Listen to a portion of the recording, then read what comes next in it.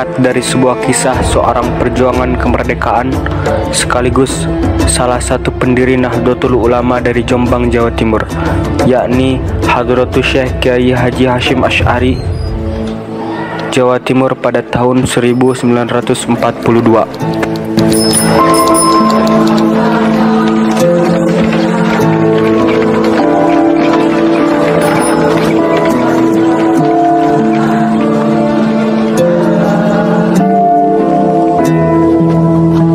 Apa jenenge, Mit? Nur.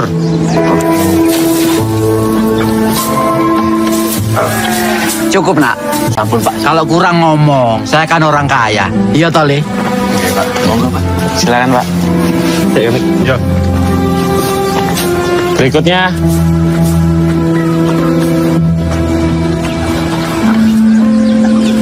Aduh, maaf, Dek. Kami tidak punya hasil bumi untuk nyantri di sini. Waduh, Pak. Nggak bisa. Kalau anak Bapak nyantri di sini, mangan apa, Pak? Mangan apa? Wallahu khairur raziqin. Allah itu sebaik-baik maha pemberi rezeki. Iya.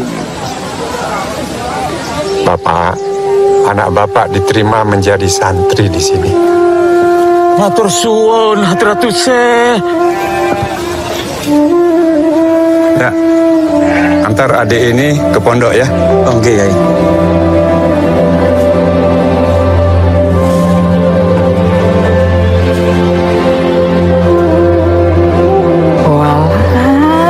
Waktu di pasar tadi, aku lihat kerudung itu menarik sekali. Dan aku teringat kepada istriku yang kerudungnya sudah lusuh. Apik tenan iki lho, Pak. Masya Allah.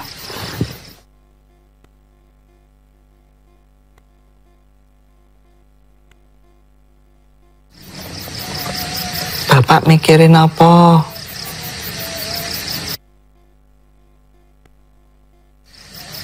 Negeri ini tanahnya subur, rakyatnya banyak, tapi malah menjadi negeri jajahan.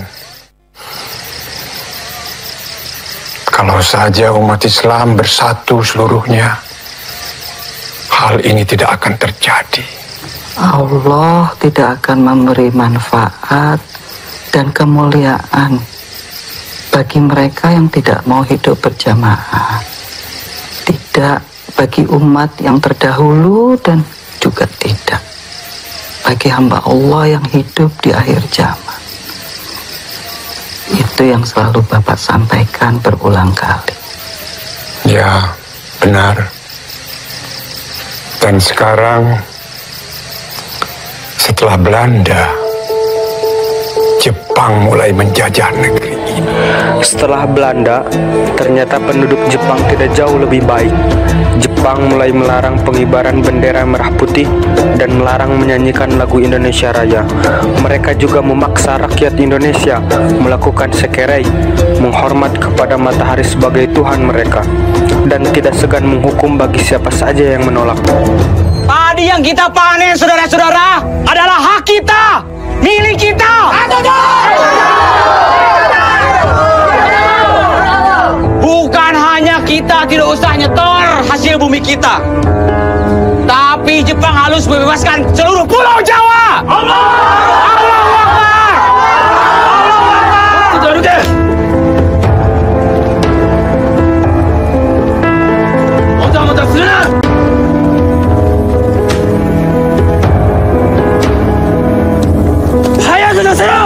Sejak saat itu juga, banyak dari kalangan ulama yang ditangkap oleh Jepang.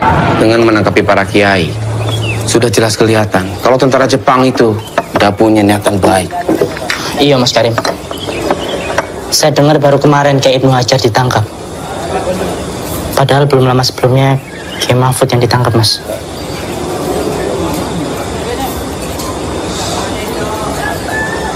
Para pesantren dan kiai sudah menjadi sasaran Jepang. Maksud sampean apa, Mas? Sebentar lagi Jepang sampai ke sini. Sungguh keliru kalau sampai Jepang memusuhi pesantren. Mereka nggak mengira kalau pesantren desa seperti Tebuireng ini punya pengikut cukup banyak. Assalamualaikum. Waalaikumsalam.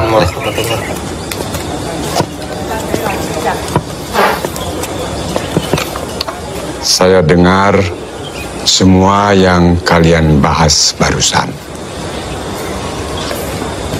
Baidowi benar bahwa Jepang tidak berhitung tentang kekuatan pesantren kita. Mereka hanyalah melihat kita ini kaum sarungan yang tidak punya aturan. Alasan tentara Jepang menangkapi para kiai itu karena para kiai memimpin gerakan anti Nippon. Dalam hidup ini ada hal-hal yang bisa kita bicarakan, bahkan bisa kita kompromikan. Tapi kalau sudah menyangkut soal akidah, itu tidak bisa diganggu-gugat.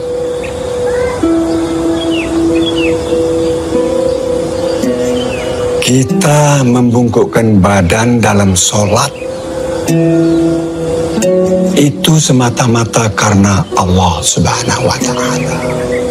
Lillahi Ta'ala, bukan karena kita dipaksa oleh manusia untuk menyembah apa-apa yang mereka sembah.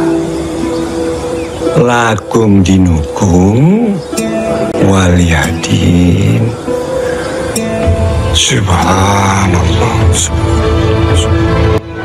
Sebagai tokoh yang berpengaruh di masyarakat, Hadratus Syekh Kiai Haji Hasyim Asy'ari tidak begitu saja dihukum hanya karena menolak Sekerei. Akan butuh alasan yang lebih kuat. Maka Jepang membuat tuduhan pada Kiai Hasyim sebagai dalang peristiwa kerusuhan di Cukir.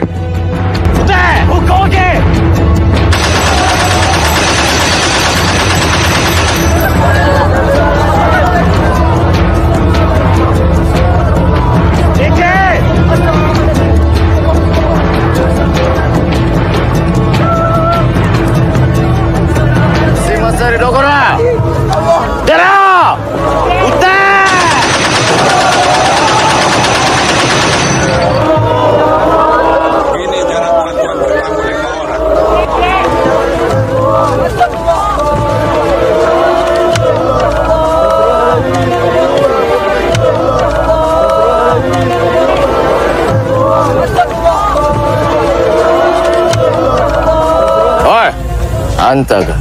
Si Masari kah? Ya, saya Hasyim Asy'ari.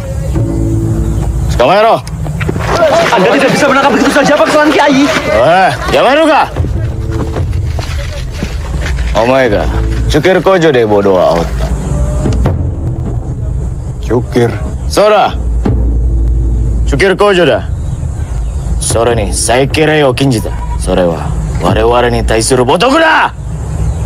Saya tidak tahu apa-apa tentang cukir, tapi saya tidak akan mau melakukan sikire karena itu hukumnya haram. Sekamera! Astagfirullahaladzim! Astagfirullahaladzim! Ono ya!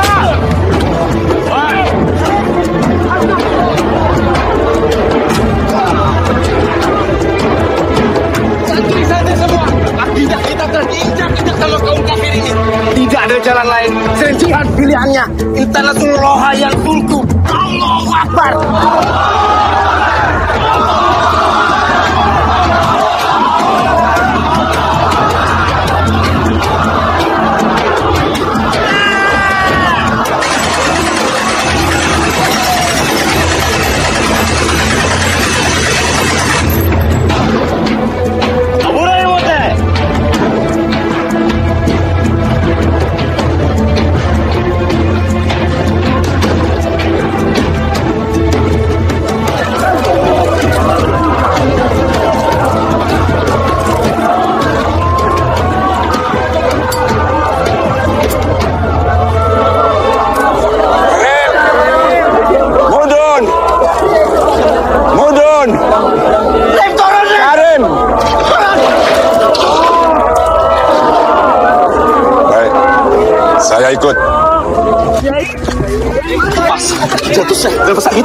Oi, kameru ka?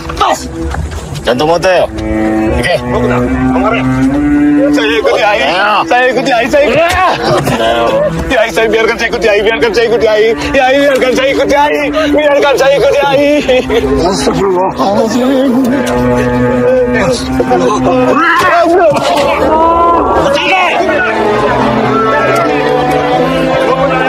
Tentara Jepang dengan kekejamannya menangkap Hadratus Syekh Kiai Haji Hashim Asy'ari dengan dalih karena penentangannya terhadap Sekerei. Penangkapan itu membuat kekacauan di tubuh Ireng dan menimbulkan reaksi dari para putra beliau, Kiai Haji Wahid Hasim, Karim Hasim, dan Yusuf Hasim, serta para santri yang menimba ilmu di pondok pesantren yang berada di Jombang tersebut. Ayo kusain siro. Nani mitenda yo? Saya tidak bisa tanda tangan. Saya sama sekali tidak terlibat dalam peristiwa Cukir. Tentang Sikere, saya tidak akan pernah melakukannya. Hashim Osari wa Chukiru jiken ni kankei shite imasen deshita. Kare wa sai no kyoi shimashita. Nani? Sain shitaku nai no ka? Sain shitaku nakereba, kono chosong ni sain shitaku naru you ni sasete yaro. Hayaku ie. Hayaku ie! Tidak ada hal yang lebih buruk daripada menggadaikan akidah untuk cari selamat. Hanya kepada Allah Subhanahu wa Ta'ala kami menyembah. Silakan, Tuan, kalau mau menyiksa saya. Kare wa kobami susukete imasu. Sore wa kare no shukyo ni taisuru jiken ni mototsuite no kara desu. Omae wa kono chosong sain shiro!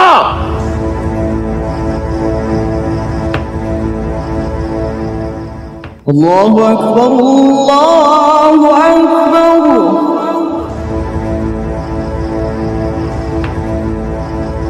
Allahu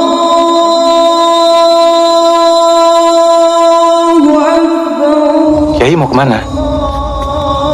Kamu Muslim? Iya, Kiai. Bagaimana kamu bisa mengaku Muslim kalau panggilan itu sama sekali tidak mengetuk-ngetuk kalbumu? Panggilan itu seharusnya menggugurkan segala kegiatan yang sedang kamu lakukan. Kafir ini boleh saja merajam saya setelah saya menunaikan ibadah sholat. Mereka memaksa kita untuk memuja dewa matahari mereka. Sekarang, apakah mereka akan melarang kita memuja Tuhan kita?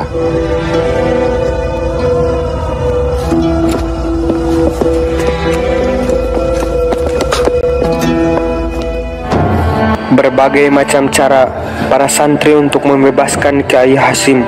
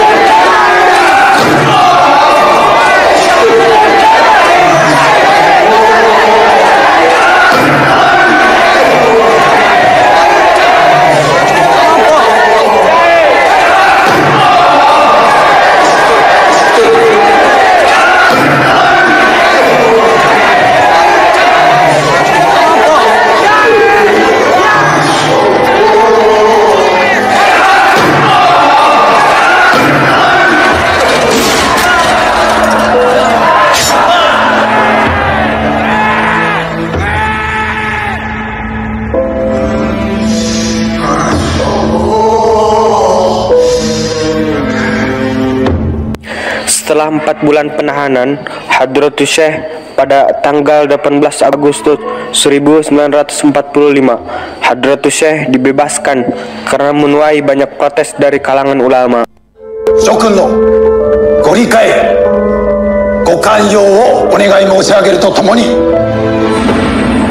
Jepang menyadari pentingnya sosok Kiai Haji Hasyim Asy'ari di mata publik, sehingga Jepang membuka jalur diplomasi. Tak hanya itu, Hadratus Syekh juga diangkat menjadi Sumu Buco, Kepala Jawata Agama, yang dulunya dijabat Kolonel Khori. Berdasarkan pertemuan hari ini, ada hal yang patut digarisbawahi.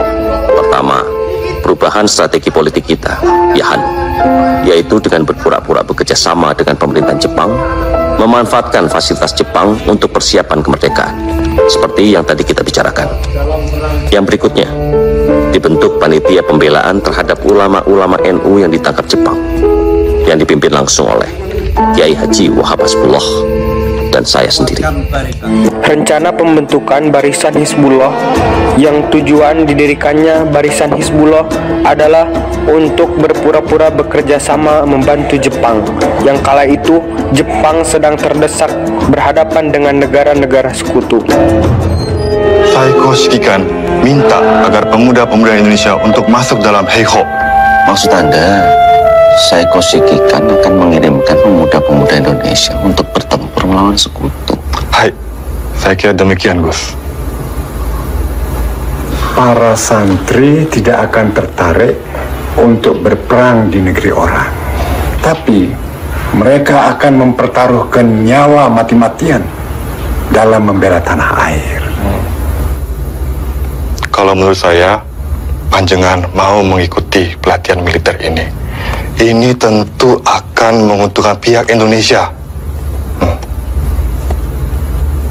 Pelatihan militer?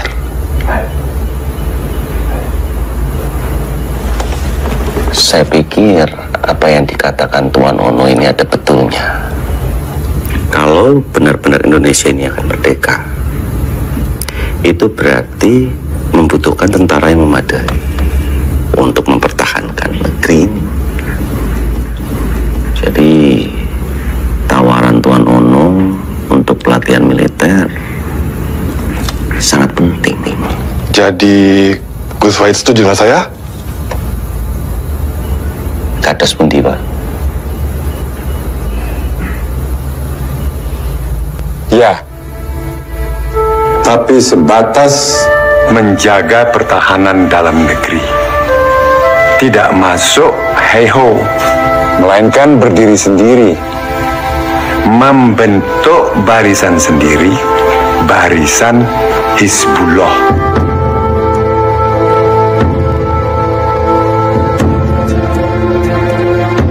Hizbullah bukan untuk menjaga kedaulatan Jepang. Hizbullah dibentuk untuk menjaga keamanan negeri. Saya minta kalian menyebarluaskan berita pembentukan Hizbullah ini ke pesantren-pesantren. Setidaknya 4 atau 5 orang santri dari setiap pesantrennya. Tidak membutuhkan waktu lama, pasukan Hizbullah berkembang dengan sangat pesat, menjadi kekuatan baru umat dan bangsa Indonesia. Saat Jepang resmi mengumumkan kekalahan pada sekutu atas peristiwa Hiroshima dan Nagasaki, rakyat Indonesia semakin bersemangat dan bersatu. Inilah momen yang sangat dinantikan Barisan Hizbullah.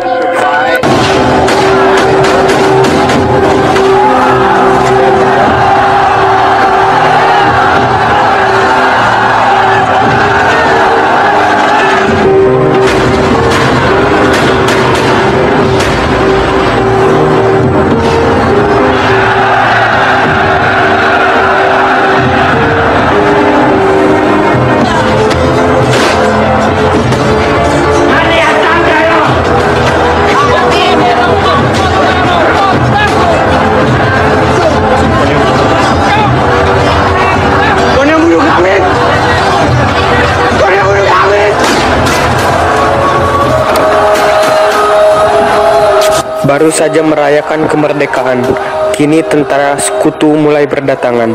Presiden Soekarno mengirim utusan pada Kiai Hasyim meminta dukungannya mempertahankan kemerdekaan. Kiai Hasyim menjawab dengan resolusi jihad 22 Oktober 1945. Bung Karno menitipkan pesan kepada Kiai. Apa pesan Bung Karno? Beliau berpesan, apakah hukumnya membela tanah air? Bukan membela Allah, membela Islam atau membela Al-Quran. Sekali lagi, membela tanah air. Apa hukumnya, Kiai? Hukum membela negara dan melawan penjajah adalah fardu ain bagi setiap mukallaf yang berada dalam radius masafah as-safar. Perang melawan penjajah adalah jihad fi sabilillah.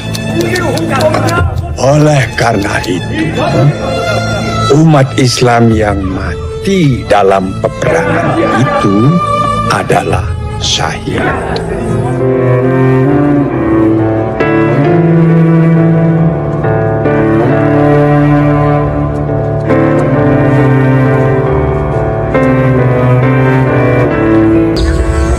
Kiai, saya sudah baca selebaran resolusi jihad.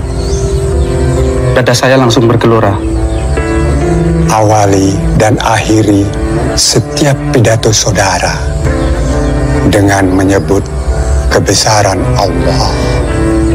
Allahu Akbar, Allahu Akbar, Allahu Akbar.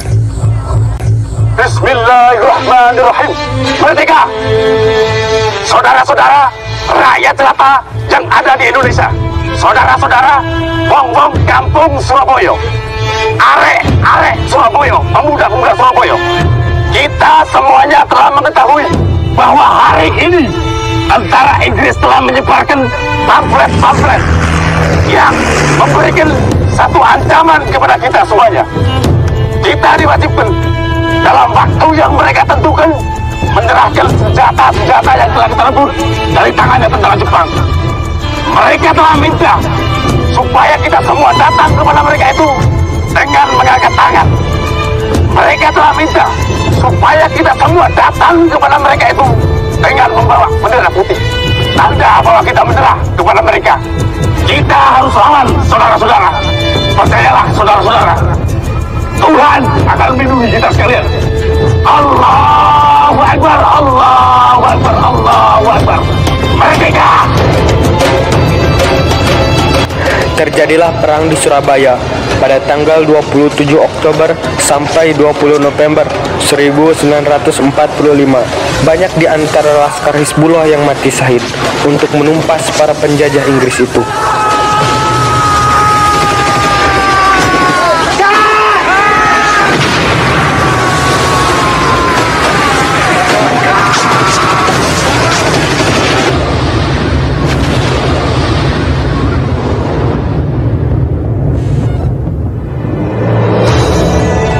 Semua orang yang melawan penjajah itu pahlawan. Tidak ada yang lebih berjasa dari yang lain. Kalaupun ada yang melupakan jasa mereka, juga tidak mengapa. Karena Allah menjanjikan tempat yang sebaik-baiknya bagi para syuhada.